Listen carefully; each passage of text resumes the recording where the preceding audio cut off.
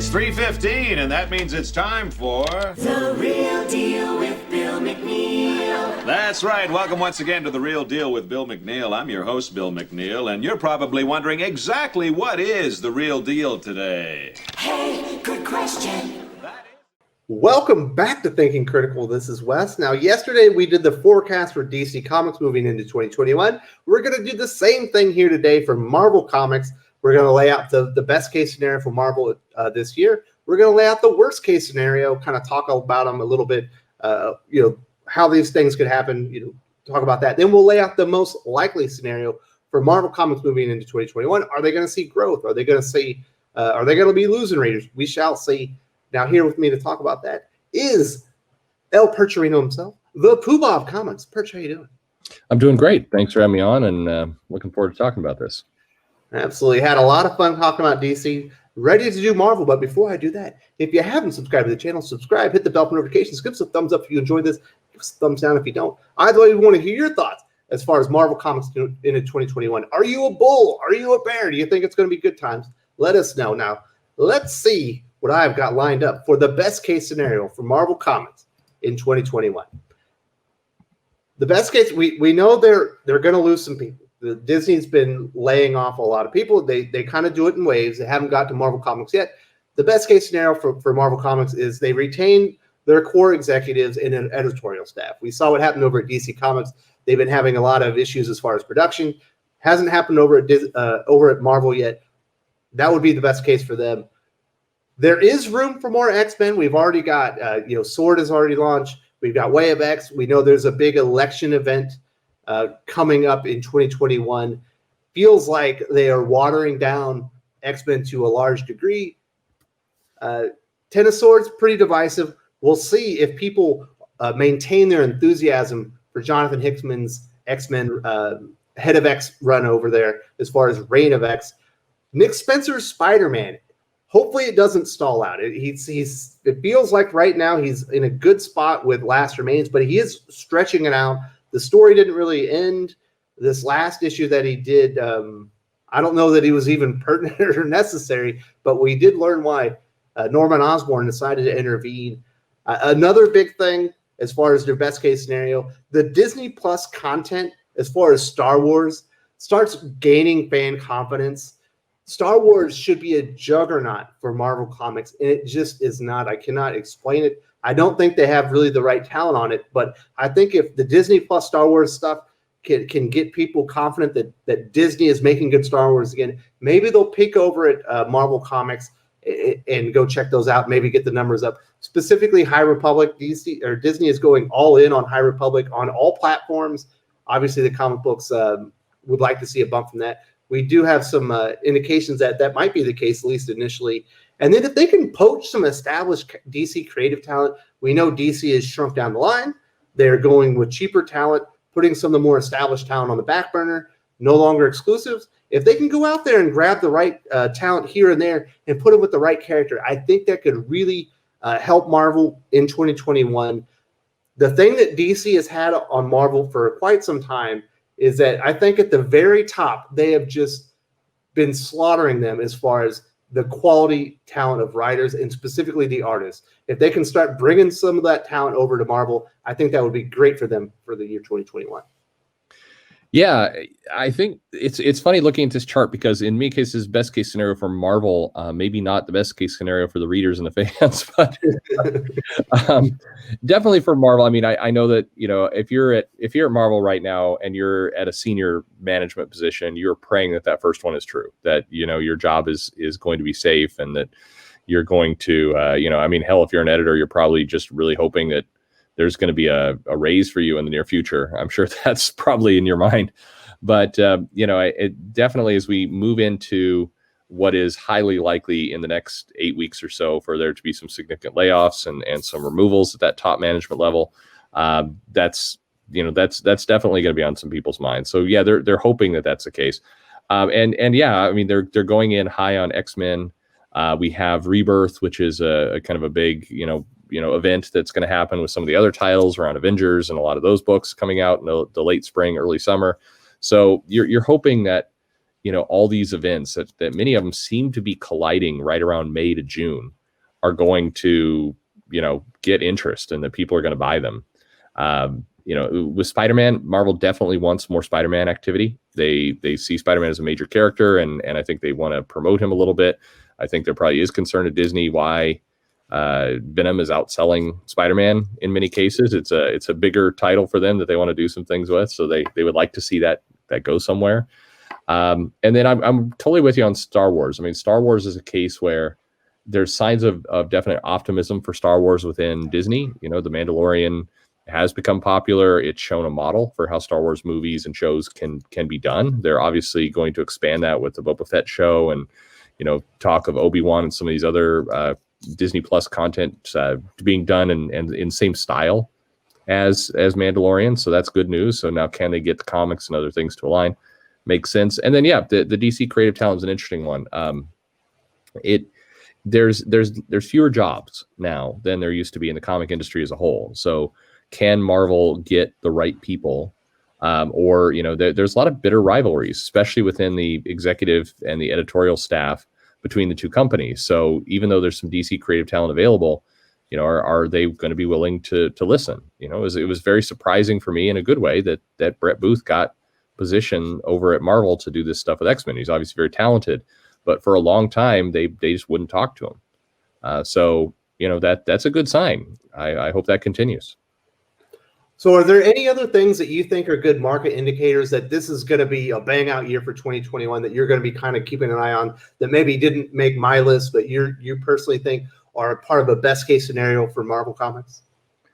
Well, I mean, I think the other one is probably that they get some impact anywhere other than their core comic audience. So this would be kind of like DC with YA, with digital, with anywhere.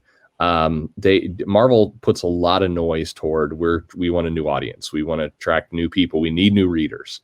But increasingly, kids who's Disney's bread and butter, in a lot of cases, they're coming in not to Marvel. They're coming in with other properties not owned by Disney. I mean, they do like, kids like the Princesses whole line that they have going on and everything else that they've done there. But, Marvel has not done anything with kids to the level they want. And so a good indicator would be in 2021, they finally figure out how to get some momentum with kids with where the comic books are concerned. Absolutely. What's weird between DC and Marvel, it feels like DC, while I don't particularly think they have a good strategy, it feels like they actually have a more coherent strategy just as far as YA and digital moving forward. Where Marvel, you're just kind of guessing at what maybe they're thinking about, but you can't really. I'm having a hard time figuring it out. Yeah, I mean, I think Marvel is doing something that Marvel is doing something that Disney typically does very, very well. And that's they're waiting for somebody else to figure it out, and then they will follow. And that's really where they're at. I think that it's a bit of a dangerous strategy because you allow people to get a foothold. And I think arguably they were letting Scholastic kind of do what they wanted to do, and they treat it just like a licensed product. And I think Scholastic, I mentioned this in the DC video, I'm looking at the book fair catalog here my daughter's brought home. There's no Marvel titles there, and there's one kind of Disney princess thing in there, and that's it. And generally Scholastic, and nothing on the front page, nothing on any of the promoted items.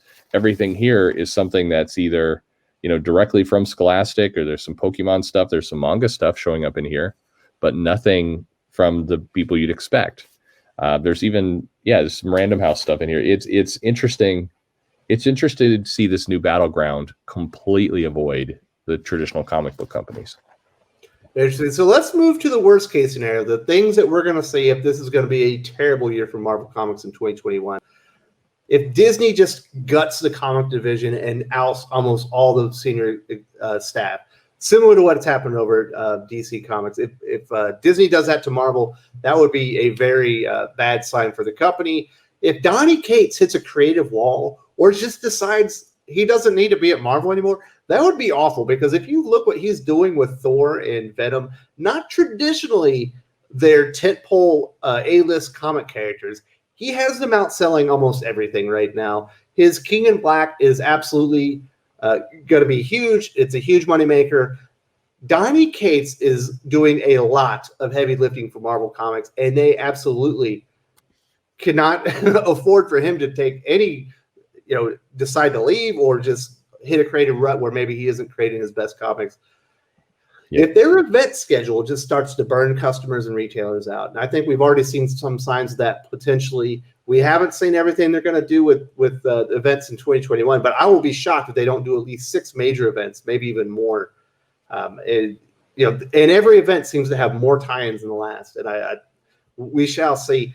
If High Republic, New Warriors, and Children of the Atom end up being cannon fodder for everyone to mock and make fun of because they're as bad as the covers make them look, that would be very, very bad. It's not going to help the confidence as far as regular readers. If everything that the naysayers and the skeptics say ends up being true, and then the last one, if X-Men ends up becoming unmanageable because it's so large, and then Hickman decides to leave, and that's part of my predictions for 2021, at least at the end of the year, I think that would also be a terrible sign.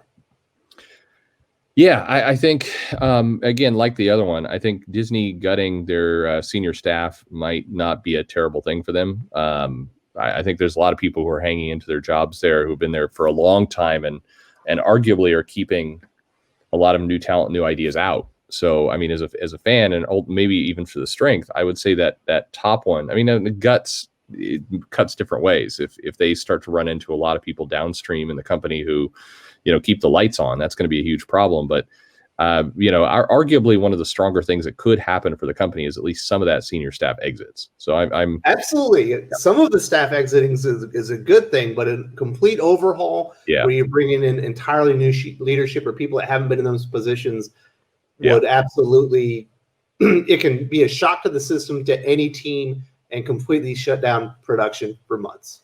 It can. So that's very true. I think that, Donny Cates, there's a very big reliance on Donny Cates, and it's a little interesting to see Marvel do that, given what they've been through. I mean, they've had Bendis leave, they've had other people go, so it is a lot of reliance hooked onto one person. Arguably the same can be said for Hickman, but there it is stretched out more. Cates is responsible for a lot of their numbers right now. I think this third one is absolutely going to happen. The event schedule is going to burn out people, everybody. It's too much, and the quality of these things. I think that the negative impact of Ten of Swords is really going to get felt in 2021. A lot of Marvel's kind of shill media, the people who often will say they're doing a great job with whatever they're doing, continue to promote that as being a great event. It subverted our expectations. It was wonderful. But at least this little hint of sales numbers we've gotten indicate that the event lost steam fast as it went through, even in its compressed schedule. So I think that the true message of Ten of Swords, put it this way, 6 months from now, when I have full numbers and I'm looking at the number analysis of Ten of Swords, I think you're going to see it resembling Civil War II, of having a very detrimental effect on the line. That's what I believe. Again, no matter what Comics Beat says, so it is what it is. And then, I think that people are going to make fun of, New Warriors when it eventually does come out, and I think it will, or Children of the Atom, High Republic. I mean, there's at this point, it's too easy for people to make fun of it. The question is, is it also going to have terrible sales in addition to people making fun of it? Because people have made fun of things that have actually made dollars and moved titles in the past. Miss Marvel is probably the best example of that from her earlier runs. A lot of people made fun of it out the gate for that first run. The first run made money, the first volume, before they rebooted it multiple times. So if these things make money, people can make fun of it as much as they want. But if they're cringy and they make no money, that's a bad combo. So. What do you think about X-Men? Obviously, that's kind of one of the bigger tent poles. It was an enormous revenue maker for 2020. It feels like it's getting really big. It's on the precipice of just becoming far too much. Yeah, I think that I suspect that if we were looking at the numbers right now, we'd see that already we've lost a lot of the steam from X-Men. I don't, again, all the indicators are the numbers are not continuing to soar up. They're showing signs of atrophy. They're launching more titles now to try and kind of keep that boost up, but The new title launches, at least from what I've seen and understand, are not as strong as the previous launches. So, I mean, I think that arguably it's already in this state of diminishing returns, and now it's just kind of add more books to it and hope for the best. I've been thinking about this prediction. I have a hard time believing Hickman leaves this year, purely from the standpoint of it's a very easy paycheck. It really becomes more about where would he go, and I don't. It does not feel. And again, we're viewing this from the outside. It does not feel like he is excited and invested into this thing. It feels like he's just coasting. And I'm saying this as a big fan of Hickman, who's collected tons of his work over the years. Really likes the guy, likes what he can do. I hear you. People always say, "Well, he's playing the long game." It's true, but if you looked at his work on Avengers when he was playing the long game, or Fantastic Four, there was just more enthusiasm. The guy is very much a ghost at this point, and everything's being driven by other people. So I don't know. But on the other hand, that could be a very cushy job. You know, you're getting a check, probably a very, very healthy check, what they lured him over for, and he can kind of be a showrunner from the background. I mean, who would leave that? Wow. Maybe Jonathan Hickman's crazy enough to just be like, screw it. Now, is there anything else that, just from a worst case scenario for Marvel Comics 2021 that you're personally looking out for, that we should keep an eye on? Well, I think if they continue to publish the volume of comics they publish, I think that's going to tip in on itself. I think it's going to accelerate a lot of these worst case scenario problems. They just have too many books out there. And I think the other one is their shipping schedule has gotten incredibly erratic. Yes. Both shipping multiple copies in a month and then nothing for 3 months. The amount of delays that are stacked up are extreme. We have another delay for Black Panther. We've got more delays for Hulk that were announced yesterday. So there's just the delays are killing them right now, and that's unhealthy for the company. It does indicate that there's some more major problems behind the scenes that people aren't reporting on. I think this is one of the cases where the news channels who go for way too much positivity with Marvel in particular, and like everything these guys are doing are great. They're missing one obvious story, which is there is the shipping problems seem very bad right now and not getting better. Yes, that seems to be almost a daily story where something has been delayed or is somehow missing now.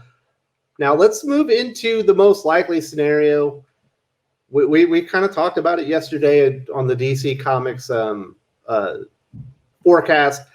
Marvel's going to remain number one through 2021. I do think people are basically worn out by the event schedule, but I don't think Donny Cates is going anywhere. He's staying there. He's still going to be their number one guy. And I think that he's going to, probably pick up another series or two, probably going to have another event in 2021 as well, as they kind of, he remains like the number one guy over there at Marvel Comics. I don't see the numbers on Star Wars improving for the year, which is crazy because it is literally like a sleeping giant waiting to explode. Yeah, I agree. I think Donny Cates, if anything, I think we'll see Donny Cates take over the Avengers at some point in the near future.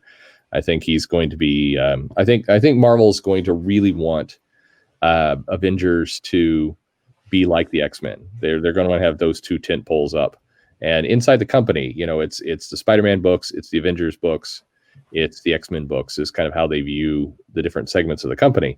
And I think that they're happy enough with what Spencer's doing. I don't think you're going to have Donny Cates come over and take over Spider-Man. I think they're going to rather say, hey, let's have you do Avengers, particularly with some of the comments coming out of King in Black and how he's writing some of these other characters. It's going to go there. So I think he's stable.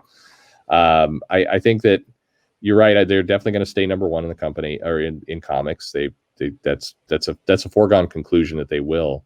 I do think that they are going to. I think we're going to see severe event fatigue.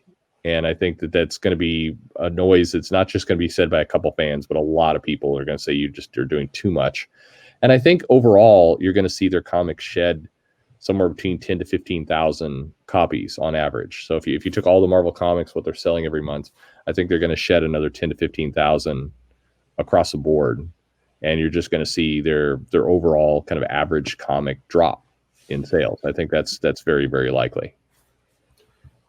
And do you think that's just because we're the less comic shops? Do you think that's customers leaving, or do you think that's just people kind of coming to terms with maybe Marvel isn't producing the best quality. This isn't the best era of Marvel ever. I think more that last, I think people are just will become interested in other things. I think it's, in terms of the dollars, I do think that the indies will take some of that. I think other interests will take some of that.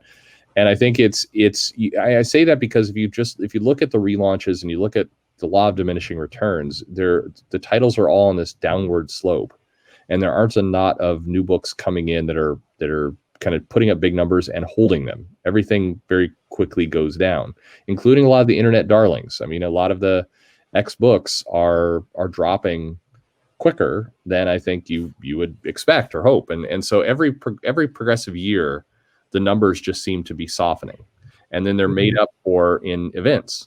So if you have a year where the events don't land as big as they hope, then that's going to be the problem right there.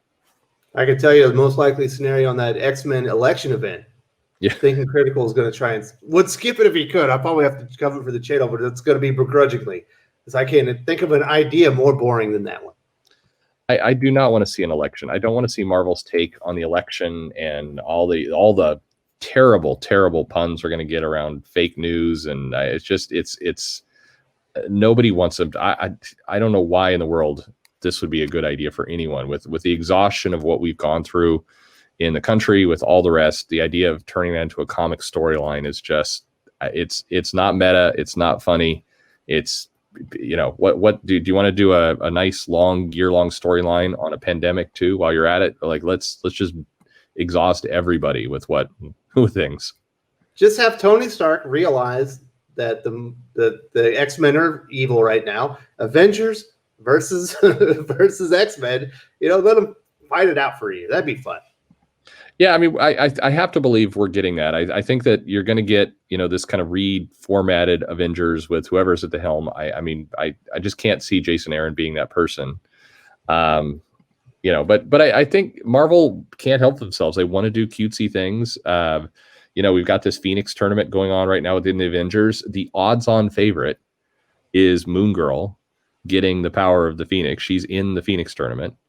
So Marvel cannot help themselves by doing these silly things like that. And I think it's cute. They get a lot of kind of, hand slap and high fives from kind of their fan base, their core people who love them. But the general audience just progressively just kind of tunes out more and more.